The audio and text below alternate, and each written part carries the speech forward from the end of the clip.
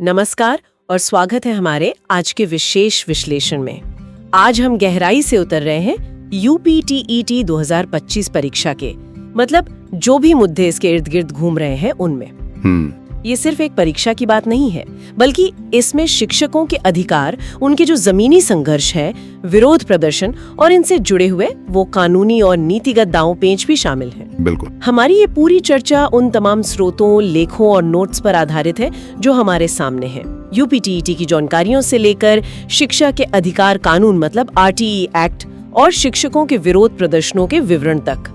हमारा लक्ष्य है इन सभी कड़ियों को जोड़कर ये समझना कि आखिर ये परीक्षा, शिक्षा नीतियां और शिक्षकों का ये संघर्ष, ये सब कैसे एक दूसरे से जुड़े हुए हैं और इसका असल में महत्व क्या है। ठीक है, चलिए इसे खुलते हैं। बिल्कुल। और ये समझना बहुत जरूरी है कि ये मुद्दा कितना फैला हुआ है, कितना व्यापक है। लाखों उम्मीदवार, जैसा आपने कहा, इस परीक्षा की तैयारी कर रहे हैं। उनके भविष्य का सवाल है, तो दांव वाकई बहुत ऊंचे हैं। हाँ। और जैसा आपने कहा, ये महज एक क्या कहते हैं अकादमिक परीक्षा नहीं रह गई है। ये हमारे शिक्षा क्षेत्र की मौजूदा स्थिति, शिक्षकों के रोजगार की शर्तों और उनकी आकांक्षाओं का कहीं ना कहीं एक प्रतिबिंब बन गई है।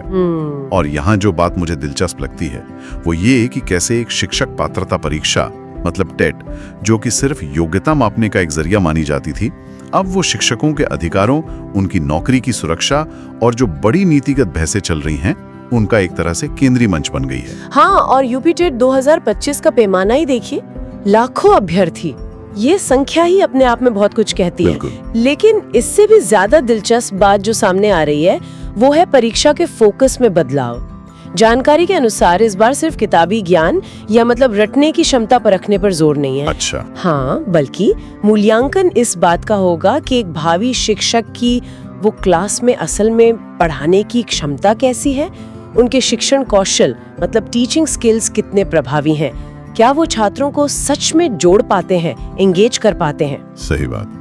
पाठ्यक्रम के जो प्रमुख क्षेत्र बताए गए हैं, जैसे प्राथमिक और उच्च प्राथमिक स्तर के लिए मानसिक योग्यता, भाषा क्षमता, गणित और पर्यावरण अध्ययन, वो तो हैं। लेकिन उनका परीक्षण भी शायद अब ज्यादा व्यवहारिक और क्या कहते हैं अनुप्रयोग आधारित हो सकता है, एप्लीकेशन बेस्ड। हाँ। ये सिर्फ ये जानना नहीं है कि शिक्षक को विषय पता है या नहीं, बल्कि ये कि वो उस ज्ञान को छात्रों तक पहुंचाएगा कैसे। तो ये बदलाव तैयारी की रणनीति को भी जाहिर है प्रभावित करता है। बिल्कुल। और स्रोतों में एक सवाल बार बार उभरता है जो शायद हर तैयारी करने वाले के मन में गूंज रहा होगा, क्या वे तैयार हैं अपने सपनों के शिक्षक बनने के लिए। ये सिर्फ सिलेबस पूरा करने का सवाल नहीं, बल्कि उस भूमिका के लिए मानसिक और व्यावहारिक रूप से तैयार होने का सवाल है। और यहीं से चीजें थोड़ी और पेचीदा और दिलचस्प हो जाती है, क्योंकि मुकाबला वो अभूतपूर्व है। निश्चित रूप से। और इसी बढ़ती प्रतिस्पर्धा के कारण दबाव भी मतलब असाधारण रूप से बढ़ गया है। विश्लेषण ये दिखाता है कि अब सिर्फ मेहनत करना काफी नहीं है। पिछले वर्षों के जो ट्रेंड्स रहे हैं उनको समझना, कट ऑफ पैटर्न का विश्लेषण करना, ये सब तैयारी का एक जरूरी हिस्सा बन गया है। हाँ, ये तो है। एक सूत्र तो यहाँ तक कहता है कि इन रुझानों को समझना और उसके अनुसार रणनीति बनाना अब एक तरह से किसी जंग जीतने से कम नहीं है। बाप रे। हाँ, इसका मतलब ये है कि आपको न सिर्फ अपना बेस्ट देना है, बल्कि ये भी जानना है कि बाकी लोग क्या कर रहे हैं और वो स्टैंडर्ड कहाँ जा रहा है। तो क्या इसका मतलब ये हुआ कि इस बार कट ऑफ और ज्यादा ऊपर जाने की उम्मीद है? हाँ, ऐसी मतलब प्रबल संभावना जताई जा रही है। देखिए, लाखों अभ्यर्थियों का भाग लेना, फिर बेहतर तैयारी सामग्री आजकल उपलब्ध है, और शायद पिछले कुछ समय से भर्ती प्रक्रिया में जो देरी हुई है उसकी वजह से जो एक उम्मीद जमा हो गई है।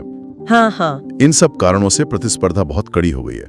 जो उम्मीदवार थोड़े ज्यादा सिस्टमैटिक और स्ट्रैटेजिक होंगे उन्हें निश्चित रूप से बढ़त मिलेगी, इसलिए कट ऑफ का बढ़ना लगभग तय माना जा रहा है। समझ गई। तो इस जबरदस्त प्रतिस्पर्धा के माहौल में फिर सफलता की कुंजी क्या बताई जा रही है?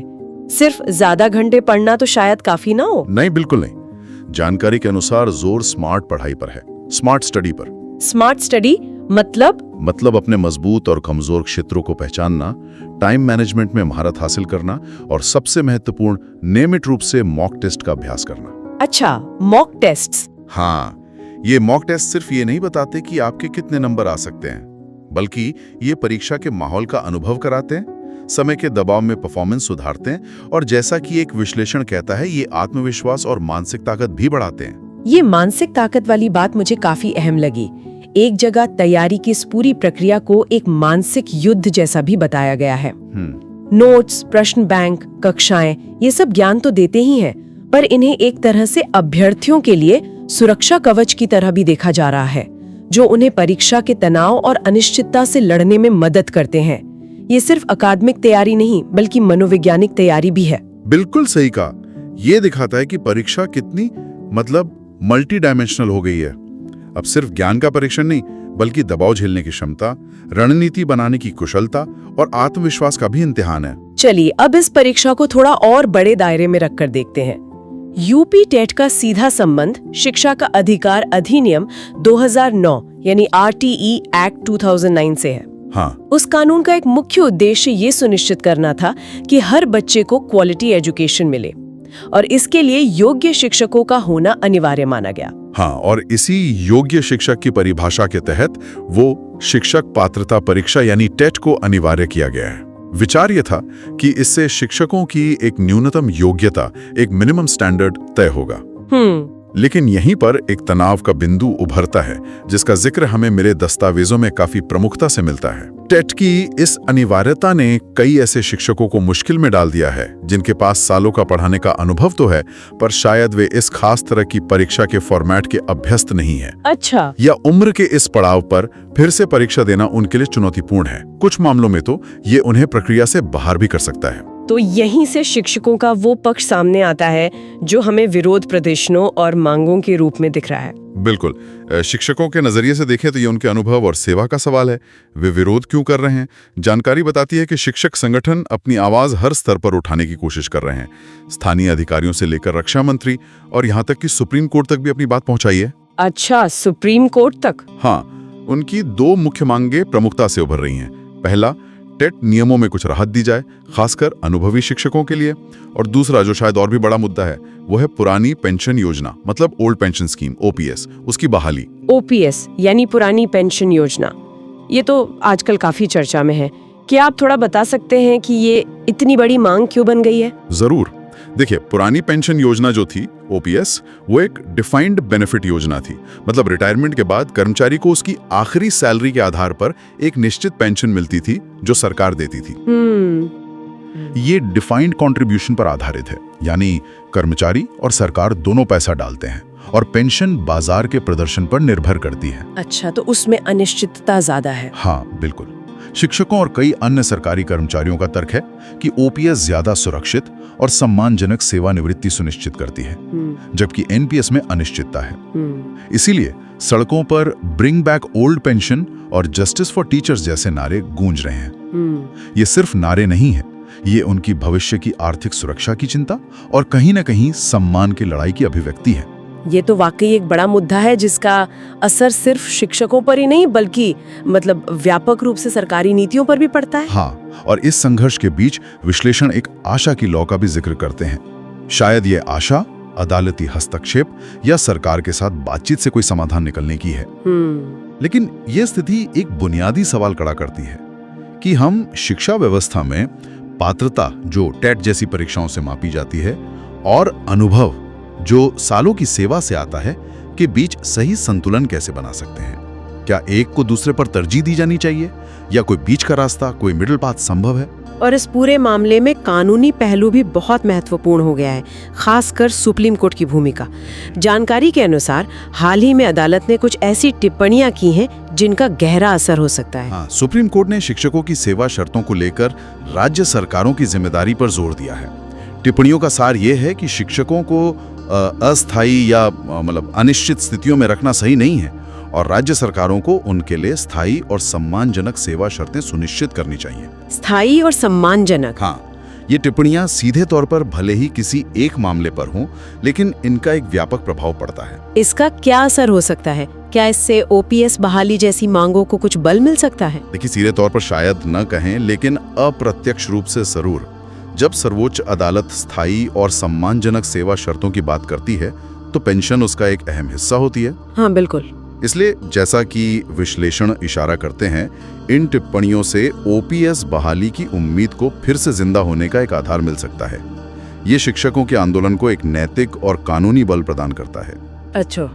दूसरी तरफ ये भी एक सच्चाई है कि इस तरह की खबरें, चाहे वो सरकारी नीतियों से जुड़ी हों या अदालती फैसलों से, यूपी टेट की तैयारी कर रहे लाखों उम्मीदवारों पर जबरदस्त मानसिक दबाव भी डाल रही हैं। हाँ, ये तो होगा ही। उन्हें ना सिर्फ अपनी पढ़ाई पर ध्यान देना है, बल्कि बाहर चल रही इस पूरी अनिश्चितता से भी निपटना है। ये तो दोधारी तलवार जैसी स्थिति हो गई। एक तरफ उम्मीदें बनती हैं, दूसरी तरफ दबाव बढ़ता है। बिल्कुल, और यहीं पर वो मानसिक युद्ध वाली बात फिर से प्रासंगिक हो जाती है। विश्लेषण इस बात पर जोर देते हैं कि इन सब बाहरी दबावों और अनिश्चितताओं के बीच शांत दिमाग से अपनी योजना पर टिके रहना ही सफलता की असली कुंजी है। एक सूत्र में तो यहाँ तक कहा गया है, जो अभ्यर्थी इन उतार चढ़ाव के बीच शांत दिमाग से अपनी तैयारी की योजना पर अमल करेंगे, वही इस परीक्षा की अंतिम लड़ाई जीत पाएंगे। ये दिखाता है कि सफलता सिर्फ ज्ञान पर नहीं, बल्कि स्थिरता और फोकस पर भी निर्भर करेगी। और अगर हम इसे और बड़ी तस्वीर से जोड़कर देखें, तो क्या ये मामला सिर्फ शिक्षकों या यूपी टेट उम्मीदवारों तक ही सीमित है? मेरे विचार में, और जैसा कि विश्लेषण भी संकेत देते हैं, नहीं, ये उससे कहीं ज्यादा बड़ा है। ये शिक्षकों की लड़ाई, पुरानी पेंशन की मांग, ये सब असल में सार्वजनिक क्षेत्र में रोजगार की प्रकृति और उसकी सुरक्षा पर चल रही एक व्यापक बहस का हिस्सा है। अच्छा। हाँ, ये सवाल उठता है कि क्या सरकारी नौकरियों में वो पुरानी स्थिरता और सुरक्षा बनी रहनी चाहिए, या बदलते आर्थिक परिदृश्य में नई व्यवस्थाएं ज्यादा व्यवहारिक हैं? तो यूपी टेट और शिक्षकों का ये संघर्ष इस बड़ी बहस का एक महत्वपूर्ण मोर्चा बन गया है एक तरह से। तो ये तो साफ है कि यूपी टेट 2025 को सिर्फ एक और भर्ती परीक्षा के तौर पर नहीं देखा जा रहा है। इसे कहीं ज्यादा बड़ा महत्व दिया जा रहा है। इसे भविष्य बदलने का मौका कहा जा रहा है, उम्मीदवारों के लिए भी और शायद व्यवस्था के लिए भी। और कुछ विश्लेषणों में इसे एक इतिहास रचने वाली लड़ाई तक कहा गया है। तो इस सब का क्या मतलब निकाला जाए? इसका मतलब ये है कि हमें इन सभी अलग अलग देखने वाली कड़ियों को एक साथ जोड़कर देखना होगा। एक तरफ लाखों उम्मीदवार हैं जो परीक्षा की तैयारी कर रहे हैं, उनके लिए ये व्यक्तिगत भविष्य का सवाल है। बिल्कुल। दूसरी तरफ आरटीई अधिनियम की कानूनी आवश्यकताएं हैं जो योग्यता मानक तय करती हैं। तीसरी तरफ अनुभवी शिक्षक हैं जो अपनी नौकरी, सम्मान और पेंशन के लिए संघर्ष कर रहे हैं। और फिर सुप्रीम कोर्ट जैसी संस्थाएं हैं जिनकी टिप्पणियां पूरे परिदृश्य को प्रभावित कर सकती हैं। ये सब चीजें आपस में गहराई से जुड़ी हुई हैं। तो यूपी टेट 2025 एक तरह का संगम बिंदु बन गया है इन सभी ताकतों का, एक चौराहा। हाँ, आप कह सकते हैं। इसकी एक दोहरी प्रकृति उभर कर सामने आ रही है। ये उम्मीदवारों के लिए अपनी योग्यता साबित करने और सरकारी शिक्षक बनने का एक महत्वपूर्ण पड़ाव है, लेकिन साथ ही ये शिक्षकों के अधिकार, उनके काम के सम्मान और सामाजिक न्याय के लिए चल रहे एक बड़े और शायद लंबे संघर्ष का एक प्रतीक या केंद्र बिंदु भी बन गया है। और एक दृष्टिकोण जो सामने आता है वो ये कि ये संघर्ष महज क्षणिक नहीं है। जो शिक्षक और उनके समर्थक इस संघर्ष में दृढ़ता दिखाएंगे, उनके नाम शिक्षा जगत के इतिहास में हमेशा याद रखे जाएंगे। ये दिखाता है कि इसे सिर्फ एक नौकरी या परीक्षा का मामला नहीं, बल्कि एक सिद्धांतिक लड़ाई के रूप में भी देखा जा रहा है। इस पूरी जटिल तस्वीर में कई बड़े सवाल अब भी अनसुलझे हैं, जिनका जवाब शायद फिलहाल किसी के पास नहीं है, और इनका जिक्र भी हमारे सामने मौजूद सामग्री में बार बार होता है। जैसे, क्या सरकार वाकई टेट नियमों में कोई राहत देगी, खासकर अनुभवी शिक्षकों को देखते हुए? हाँ, ये बड़ा सवाल है। क्या पुरानी पेंशन बहाली, जो एक बड़ी वित्तीय प्रतिबद्धता है, राजनीतिक और आर्थिक रूप से संभव हो पाएगी? और क्या सुप्रीम कोर्ट की टिप्पणियां या संभावित आदेश जमीनी स्तर पर शिक्षकों के लिए वास्तविक न्याय सुनिश्चित कर पाएंगे? स्थिति अभी भी बहुत अनिश्चित है। बिल्कुल, जवाब अभी तक अनिश्चित है और शायद आने वाले समय में ही तस्वीर साफ होगी। लेकिन अंत में एक बात जो बहुत शिद्दत से उभर कर आती है, वो है शिक्षकों की सामूहिक आवाज की ताकत। हाँ। उनका नारा, हम पढ़ाते हैं, हमें न्याय चाहिए, सिर्फ एक मांग नहीं, बल्कि उनके आत्मसम्मान और उनकी योगदान को स्वीकार करने की एक अपील है। ये उनके दृढ़ संकल्प का प्रतीक है। और एक विश्लेषण में ये संभावना जताई गई है कि इस बार उनकी आवाज का असर शायद पहले से कहीं ज्यादा हो सकता है। इस बार लगता है उनकी आवाज पूरे देश में गूंजने वाली है। तो ये हमें सोचने के लिए एक महत्वपूर्ण बिंदु पर छोड़ जाता है। हाँ, ये लड़ाई, जैसा किसे कहा जा रहा है, सिर्फ परीक्षा के नतीजों, कट ऑफ या नियुक्तियों तक सीमित नहीं है।